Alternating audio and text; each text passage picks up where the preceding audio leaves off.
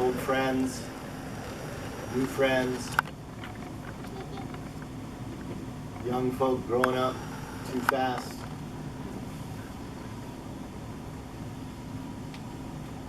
Such a gift it's been. Thank you for opening the circle to me, and may our circles always walk together.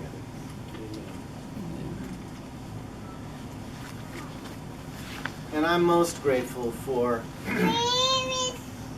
these stories that we have just heard, these stories that are older and wiser than we are. Even older and wiser than Sister Megan. These are stories upon which she relies, and upon which we rely. They are our compass.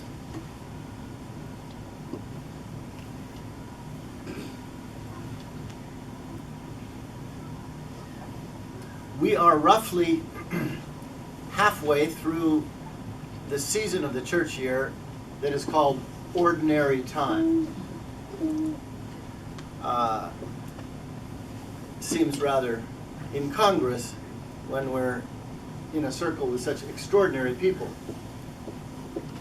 But we're about halfway through ordinary time, between the season of Pentecost and the beginning of the new church year in Advent.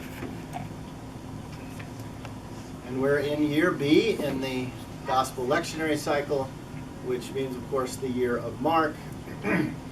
And this reading comes roughly halfway through the Gospel of Mark. And in about less than 2 weeks, we will be celebrating the equinox, the midway point through the second half of the year in the solar cycle. So, feel the balance.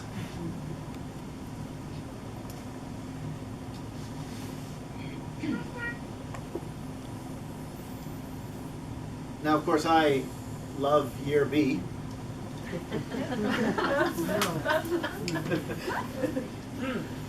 But I have really, over the last 20 years, felt more and more like, in order to understand our Second Testament, it's so profoundly important for us to understand the First Testament. The sacred stories from which our gospel stories generate. This is still a tough one for us Christians to get. We Christians tend to be like people who walked in on the last 5 minutes of a film and think we actually get what's going on, because we're pretty illiterate in the left side of the Bible. So for that and other reasons, I want to actually go to the roots of the gospel reading, which are in Isaiah. Here we have a gospel story about the opening of ears that don't hear, and eyes that don't see, and a mouth that cannot speak. Profound archetypal symbol of the denial and the delusion that we have been talking about yesterday. This man Jesus encounters in the Decapolis, a region, by the way, which was famously colonized by Roman military settlers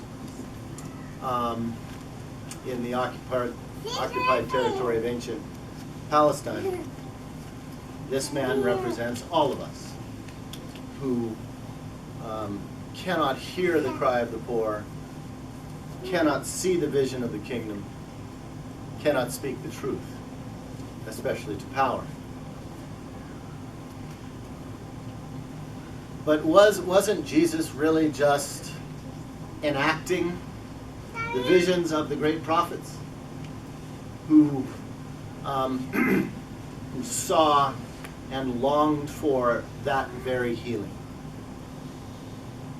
So I want us to really center around the reading from Isaiah 35, one of the most well-known and most beloved texts in the Hebrew Bible. It is actually a text some Christians know, more or less. And it's a great text, and I want to spend a little bit of time with it. But in order to connect today with the difficult work we did yesterday in this circle, I want to talk for a moment about Kurt Vonnegut. Thank you. How many of y'all? Yeah. Okay, Kurt Vonnegut.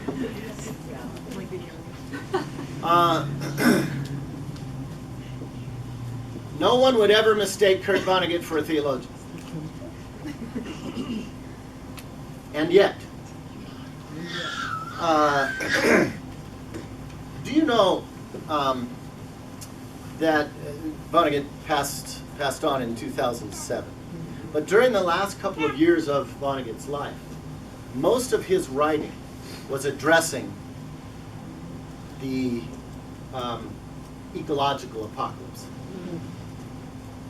And one of the last things he wrote, I can't quite figure out exactly how this goes down, it may have been the very last thing he published, was a short meditation simply titled Requiem.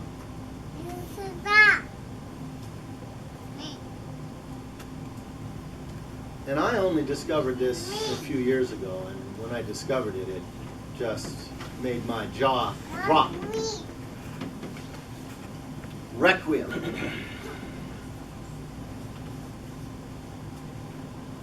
The crucified planet Earth, should it find a voice and a sense of irony,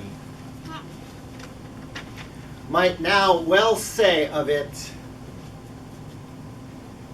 "Forgive them, Father, they know not what they do." The irony would be that we know exactly what we're doing.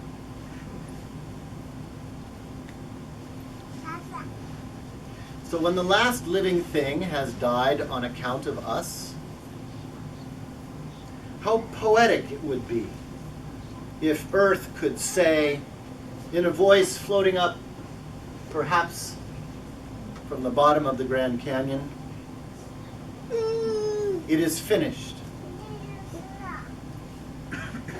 People did not like it here."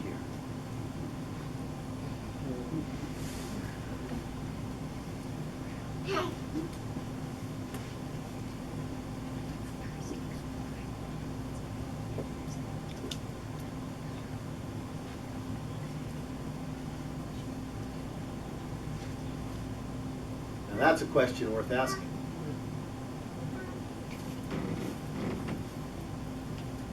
Wendell Berry's been asking this question for 50 years.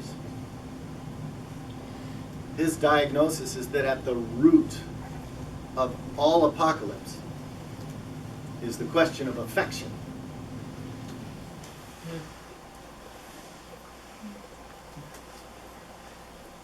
Do we love enough to care? Now, I would argue that also at the root of our denial and our delusion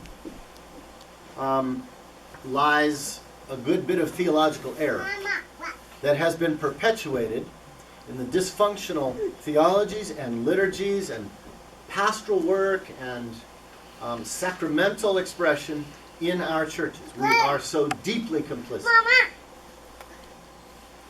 in the rampaging horsemen of the apocalypse. And there's lots of theological error to go around. But I would imagine that one of the most fundamental theological errors which continues to plague us is the idea that our salvation essentially is equated with a ticket out of here. That our salvation is equated with an exit strategy.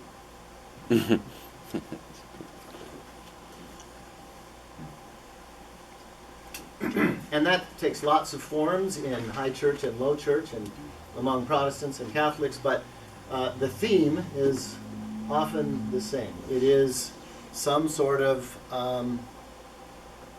out-of-body experience, literally. whether it's my soul being transported to heaven or being raptured up out of here, or pining for the other world and the afterlife. So many different expressions, but all of them essentially are exit strategies. And one of the voices that one hears in the landscape today of people also paying attention to the horsemen of the apocalypse, this happens to be the voice of what we might call the true inheritors of the delusion of progress. And those are the technocratic optimists who say, you know, we can fix this thing, but if we can't, we'll just toddle off to another planet and start again. And this is a voice one encounters in the conversation, and you may sometimes encounter it just in ordinary conversation with folk who still have a shred of loyalty to the technological progressive enterprise and this sense of resignation that, well, you know, if things get bad enough here, we'll just, you know, hop in the rocket ship. And with an utter complete lack of awareness of the way in which that reproduces every characteristic of the legacy of colonization and white supremacy and placelessness, which lie at the root of our entire history of empire. If we don't correct this theological error, then we will actually not be able to bring our spiritual resources to this fight as Christian people. So this is part of the radical work, I believe, that we need to do in our circles, right? Radical means going to the roots. It means going to the roots of the pathologies that plague us. We talked a lot about that yesterday, but it also means going to the roots of our traditions of liberation to recover them, because they too have become victims of empire. Not least our scripture. Not least the dysfunctional dogmas that often replace the narratives of liberation in the hearts and minds of our people. Well, if salvation isn't an exit strategy, and I want you to feel maybe a little bit of theological, spiritual panic inside yourself. If salvation isn't an exit strategy, what is it? If it's not my fire insurance, as the Protestant fundamentalists would say. If it's not my transfiguration into the Sacred Heart of Jesus somewhere else, as Catholics might say. What is it? And this is where, as in so many other ways, the old prophet Isaiah helps ground us, literally.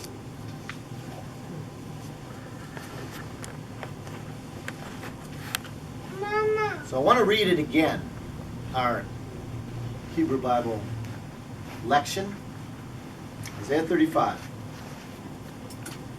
Make a note of this. Spend some time with this text. The wilderness and the dry land shall rejoice.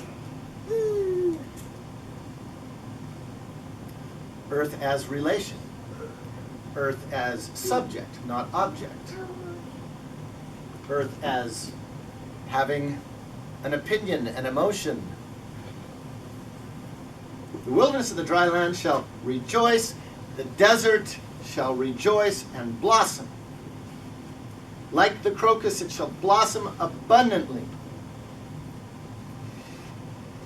I would recontextualize that to say, like the golden poppy, it will blossom abundantly. That's the state flower where I come from. The Golden State, the nickname of California, didn't get that because of the gold rush. It got that because the first Europeans who came saw in the springtime hillsides blanketed with this incredible golden poppy, fields and fields of it.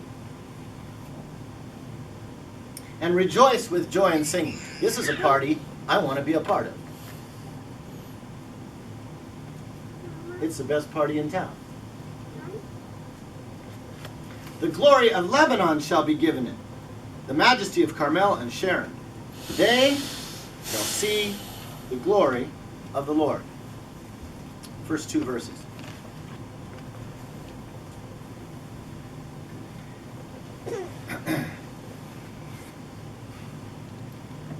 You know, we modern people, we read this and we kind of shrug.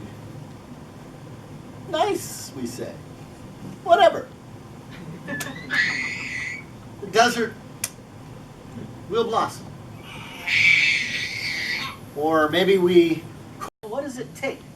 What does it take? See, desert people know. It just takes water, that's all. But that's, of course, precisely what is scarce in deserts, which is why they are deserts.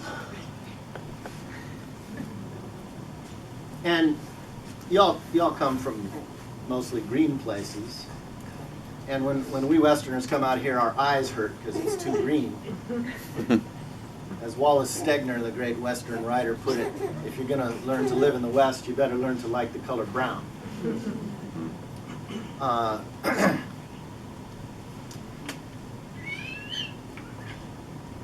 Deserts do blossom, and I commend to you a desert in springtime because it's one of the great miracles and wonders of the world. But it turns out, you see, that in the case of Isaiah and the case of Palestine, the ancient prophets knew something that we are still just starting to get our minds around. And that is, they of course knew that they lived in dry lands. They knew that Palestine was mostly desert. But what they also knew is that that was not a natural order of God's creation. Palestine was not a desert, it was desertified. And the reason it was desertified is because already by the time Isaiah is writing in the 8th century before the Common Era, for 2,500 years the great empires of the ancient Near East had been deforesting the entire region of the Levant. Right? Mesopotamia over here, cradle of civilization. After they were busy logging out Mesopotamia, the first place they went was the Levant, meaning the Syrian and Palestinian coast. Why? Because there were hardwood forests up on the highlands of Lebanon. And so, both in the Hebrew Bible and in the oldest literature on the planet, the Epic of Gilgamesh, we learn about how Mesopotamian kings went into the forests of Lebanon to log and take those resources to build their temples and the masts of their tall ships and their great imperial infrastructure, so that by the time of Isaiah, almost all of the Levant had been deforested, along with the rest of the Mediterranean coastal area. It actually represents the first great ecological disaster of civilization. So much so that by the time of Jesus, there were so few hardwood forests left in the Lebanon that the Emperor Hadrian in the 2nd century actually declared it the first national forest preserve. And still today, when you go to Lebanon to go see the cedars of Lebanon, you can go up and see in this little glacial pocket this discrete piece of forest, and you can actually count the number of trees that are left. Testimony to ancient ecocide. That, my friends, is what Isaiah is talking about. he is talking about a time when Yahweh redeems the land and restores it into its glory, called the glory of Lebanon, meaning that trees start growing again. The cedars, the sacred tree of this Hebrew tribe. And that can only happen when the water starts running again.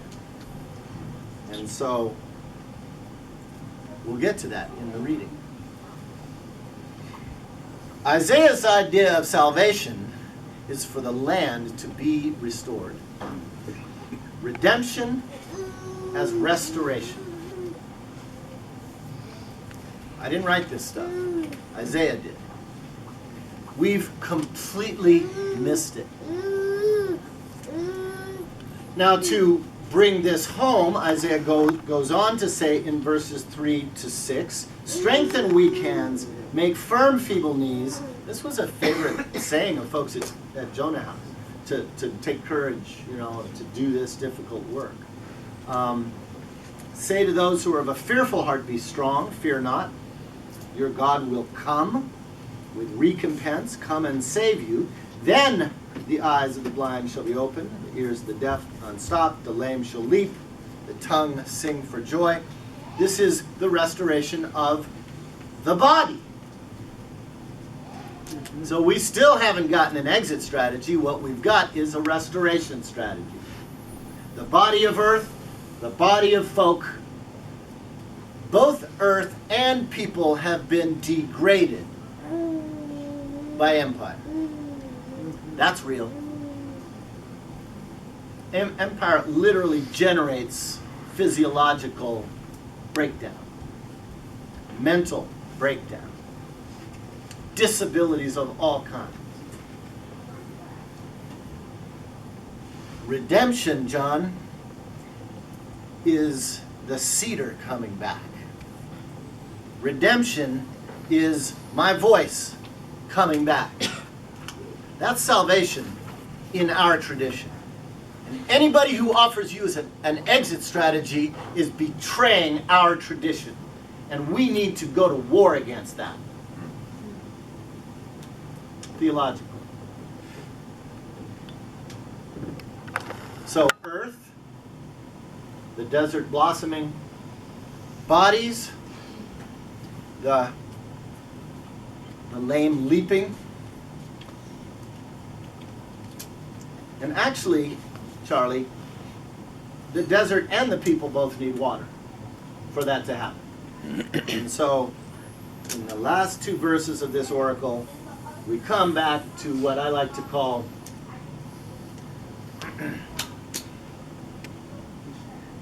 redemption as rehydration. For waters shall burst forth in the desert, streams in the wilderness. Torrid earth, that would be degraded, sick earth, burned by nitrogen of too much fertilizer, eroded by bad agricultural practices, overgrazed, bombed out by military practicing, irradiated. Amazing how many examples we can point to for torrid earth. Shall become a pool. Parched land, fountains of water. And not only does the cedar come back, but the jackals come back. Welcome back, Jack. And ostriches. You see, kids are going to have a great time here. Look, Mom, ostriches. And riparian flora. Reeds and rushes. Right? This is the recreation of a wetland. Man, there's just so many ecological layers to the reading of Scripture. And these old folk knew all about the ecology of their place. They knew how it had been degraded, and they could still imagine what it might look like when the waters returned, Megan. Just bring the water back. It used to be here. You know how some of you who know rivers, and you know that when a river has been dammed, the people who knew the river when it was still flowing will either look at the dry stream bed or they'll look at the reservoir and they'll say, people who don't know it will say, oh, there's no river here. And they'll say, yeah, the river's here. It's just way under there. Behind the dam, the river got drowned. In front of the dam, the river's dried out. It's still there. Redemption as rehydration.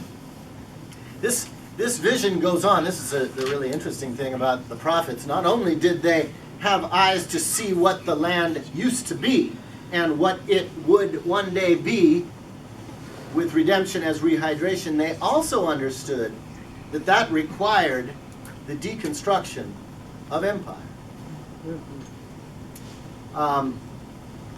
And the vision of a post-imperial world in the imaginary of the prophets had to do with what contemporary radical ecologists call rewilding. Witness Isaiah 13. See, the day of Yahweh comes with wrath and fierce anger to destroy sinners. I will put an end to the pride of the arrogant and lay low the insolence of tyrants. Right? This is not Isaiah as Jonathan Edwards, with an anthropology that we're all terrible sinners and we need to be destroyed and get our ticket out of here. This is Isaiah naming sin and equating it with empire. And Babylon, the glory of kingdom, the splendor and pride of the Chaldeans, will be overthrown. It will no longer be inhabited. Not even Arabs will pitch their tents there. Shepherds will not make their flocks lie down. Wild animals will re-inhabit this place. And all the ruins of Babylon will be full of howling creatures. And ostriches will live there. Isaiah had an ostrich thing going on.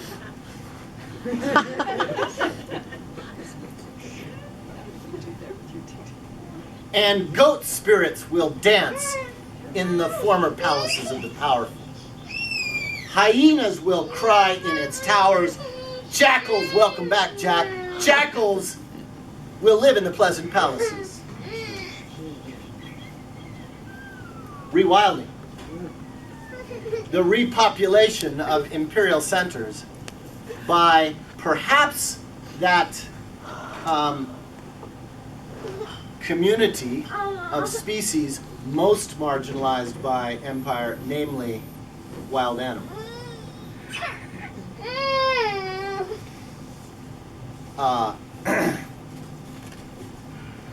When empire falls, earth community flourishes. That's salvation, according to the roots of our tradition. Man, did we get that wrong? It's not an exit strategy.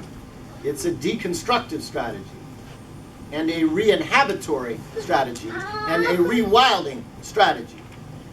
Redemption as rehydration.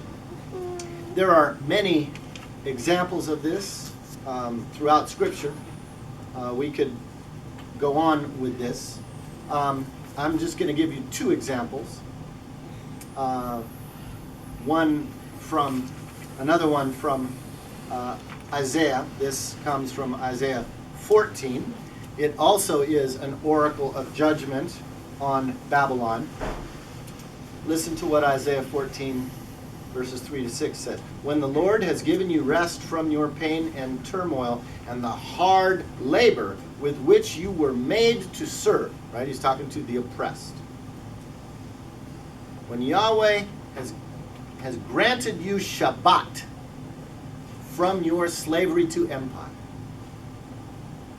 I don't know about you, but man, I just get all excited even thinking about that this might be somehow possible. At that point, you will take up this taunt against the king of Babylon. My, how the oppressor has ceased. You know, you can imagine the... I can't do it with my neck. You know, I got bolts in my neck. But you know, you get the neck going and the hips going and... Well... How his insolence has ceased. The Lord has broken the staff of the wicked, the scepter of the rulers. Remember that coin yesterday we looked at with the scepter of sovereignty? Scepter done been snapped. That scepter that struck down the peoples in wrath with unceasing blows like L.A. cops on Rodney King's noggin. Scepter as nightstick. We know that scepter, don't we? Every day in our neighborhoods. Every day. That is snapped. That scepter that ruled the nations in anger with unrelenting persecution. I'm telling you folks, this stuff will preach in our world today. And then Isaiah, who got a little worked up there. That's the Isaiah, kind of Black Lives Matter Isaiah right there, and getting a little worked up. Then he just comes back to the contemplative Isaiah, and he says, and then the whole earth will be at rest and quiet. That's Isaiah the Quaker, or the Trappist. And then, after this moment of seemingly cosmic silence, you hear it? They're singing, says Isaiah. Are singing. The cedars are singing. Do you hear it? What are they singing? Since you were laid low, ain't nobody come to cut us down. They're singing the blues. The blues as a form of survival. The blues as a form of eschatological liberation. The blues as a message that once your chainsaws stop, our life recommences. Since you were laid low, nobody comes to cut us down, Isaiah 14:7. What an extraordinary hymn to environmental justice and to redemption as restoration. Empire falls and the trees come back. I can think of no oracle more powerful for our community of faith to proclaim in this kairos moment of apocalypse. And Dorothy Stang lived it and gave her life for that. I don't know. This is, of course, the 10th anniversary of her martyrdom. And as you know, the eyewitness account of her murder in the forest, she was on her way to a meeting with rubber tappers, peasants she was organizing to try to live sustainably in the forest. She'd been doing that work for years, and she's just on her way to yet another meeting in the jungle, and of course was stopped by the gunmen. And as you know, in the eyewitness accounts, this was not an unexpected encounter. And so she had close at hand, Megan, the old wise story. And she pulled it out, according to white eyewitnesses, and read from it. On the 5th anniversary of her martyrdom, we had 2 of her sisters of the Notre Dame of Namur, including one who was her roommate in Brazil for a number of years, come to one of our institutes out west. and just spend some time with these prophetic texts and commemorating her life. And they talked at length about Dorothy's profound spirituality, her commitment to the trees, to the people of the trees, and to the book.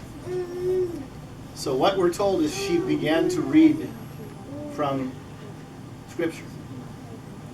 And according to the eyewitnesses, the gunman kind of stopped for a minute and listened, and then shot her, was it 9 times, 12 times, whatever it was. I wonder what she was reading. I like to think it might have been Isaiah 14 or Isaiah 35, to which she gave her life. And she's not the only one. The Anishinaabe blockaders of illegal logging up in Ontario, Canada. Palestinian women hugging olive trees that settlers are trying to destroy. Young women in tree sitting for months in old growth redwood forests. Young activists tree sitting in the path of the Keystone XL pipeline in Texas. In Texas. And being welcomed into Baptist churches to take showers and get a little sustenance. This is our tradition, friends. It's not an exit strategy. It's a I ain't leaving strategy. It's a here I stand strategy.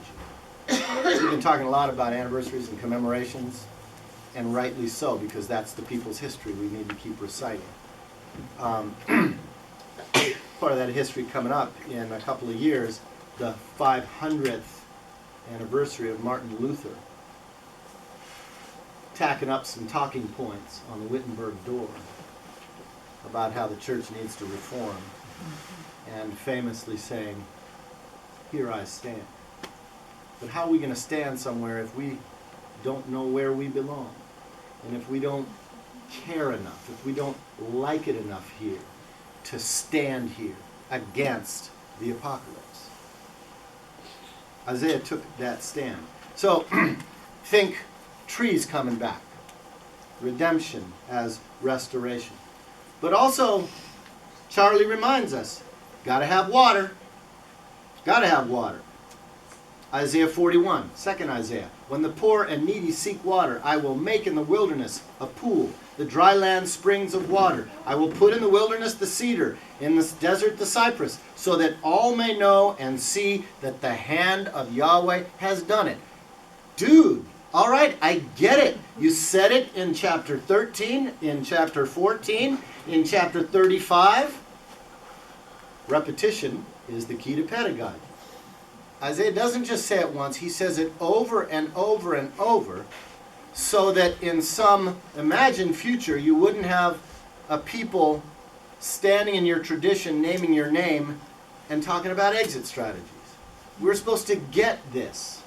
It's fundamental. We're talking about what's basic to our catechism of faith as resistance.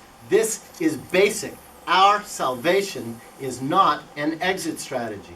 It's a we ain't leaving strategy. Have you seen those pictures of those Palestinian women clinging to their olive trees as if everything depended on it? When you look at those pictures, you think, there must have been a hurricane, and she's hanging on for dear life. No shit, Sherlock.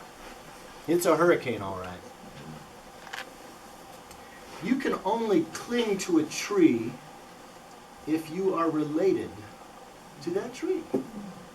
If you understand that your life is symbiotic and that your God is speaking to you through that tree. So we don't need to go into obscure New Age cosmologies to get this. It's right in our tradition. Problem is, it's been concreted over and turned into culverts and diverted and paved over, just like the rest of the land. Our tradition, our scriptural tradition, has been re-engineered by empire. Our interpretations of Scripture have become invasive, not native. All the water courses of Judah shall flow with water. Springs shall issue out of the house of the Lord, and after the wadi of the Acacians. Joel.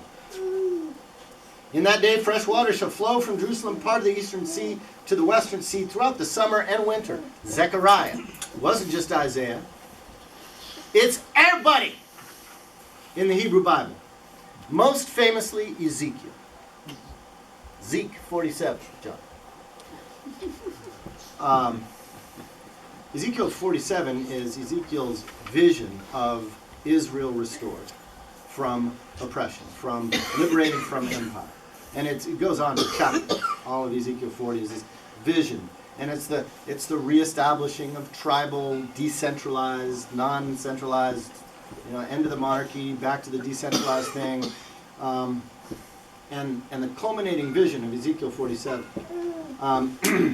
is the temple water begins to rise out of the temple.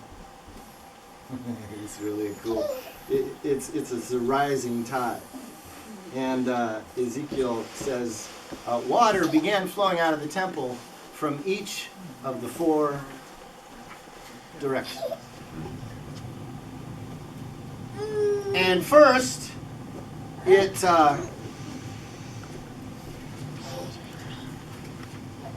came up, the angel, this is his vision, the angel led me through and it was ankle deep. But the water kept flowing and then it was knee deep. But the water kept flowing, then it was waist deep. And the water kept flowing and soon we could not cross. Redemption as rehydration. And then Ezekiel goes on to say that the water flowed all the way down to the Dead Sea, bringing in its wake life. And wherever the river flows, every living creature that swarms would live, and fish, and everything lives wherever the river goes. And that is Ezekiel's vision of salvation. It's beautiful, particularly to us parched Californians, man. We want to get us some of that. Well, to conclude, I don't want to give the impression or leave the impression that these primitive visions were left behind in the left side of the Bible and we can shake that dust off our feet and get into the more truly spiritualized, disembodied New Testament faith that unfortunately characterizes most of our churches. Because at the end of our canon, you remember how the beginning of the canon starts out as a water world in Genesis 1? Well, you know what happens at the end of the canon, and the end of the book of Revelation. We spent some time with the four horsemen yesterday, but I know some of you are thinking the good news would never come. But you know at the end of that book, John the Revelator dreams a dream of salvation. And he re-narrates the vision of Ezekiel in the river of the water of life. Revelation 22. And that river flows, says John, right down Main Street. He uses the term, the plateia. Plateia in Greek is the technical term for the main thoroughfare of a Roman city. And the river, the water of life, is running right down Main Street. That word appears one other time in the book of Revelation, and that is the story of the faithful witnesses who were slain by empire. And their bodies lay on the plateia, on the main street, for 3 days. That's how empire works. It kills you, and then it turns your life into your dead body into a spectacle to terrorize people. That's what crucifixion was. That's what lying dead in the street of Ferguson for how long was it? 4 hours. That's the message. And these faithful witnesses lay on the streets of the platea, their blood drying in the sun until the river of the water of life runs right down Main Street, washing away the blood of empire. Then the angel showed me the river of the water of life. Why didn't he just say river? Because you see, we're talking about a people living in a desertified ecosystem, which means that the idea of running, lively, healthy water was almost unknown to these folk. The only water they ever saw were water from catchment, usually stagnant, or from seasonal springs that mostly didn't work, or long through jugs of women who traveled for hours to go get the water and to bring it back, as folks still do today in parts of our world. But John promises lively water, the kind of water rushing down in a mountain stream that's healthy and pure and life-giving, the water of life. El agua es la vida. Water is life.